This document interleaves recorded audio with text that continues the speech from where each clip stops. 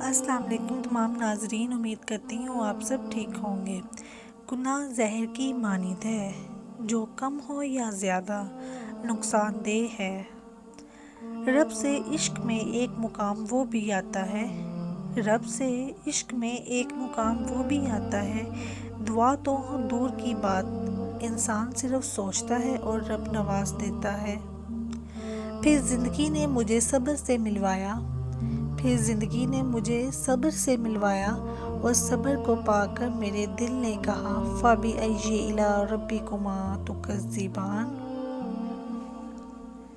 کتنا حسین ہوتا ہے نا وہ لمحہ، جب ہم سجدے میں آنسو بہا کر اپنے رب سے کچھ مانگیں اور وہ ہمیں کچھ دیر بعد اسی چیز سے نواز دیتا ہے۔ جب اللہ کسی کو پسند کرتا ہے تو اس کی پریشانی بڑھا دیتا ہے تاکہ اسے اپنے قریب کر سکے۔ اکثر اوقات اللہ آپ سے آپ کی پسندیدہ چیز یا شخصیت اس لیے دور کر دیتا ہے تاکہ آپ اور اللہ صرف رہ سکیں۔ امید انسان سے کبھی مت لگانا اور اللہ سے کبھی مت ہٹانا۔ خوش نصیب ہے وہ جو اپنے نصیب پر خوش ہے۔ جو تم سے نہیں ہو رہا اسے اللہ کے حوالے کر دو، پھر دیکھو اللہ اسی کو تمہارے لیے وسیلہ بنائے گا جو تمہاری راہ میں رکاوٹ ہے۔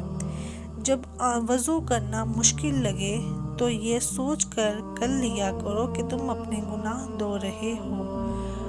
جو کچھ اللہ کی راہ میں دیا وہ آگے استقبال کرے گا۔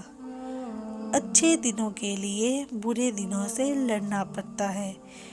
اے انسان، تجھے تیری اوقات کا اس دن پتہ چلے گا جب لوگ تجھ پر مٹی ڈال کر ہاتھ بھی تجھی پر جھاڑیں گے۔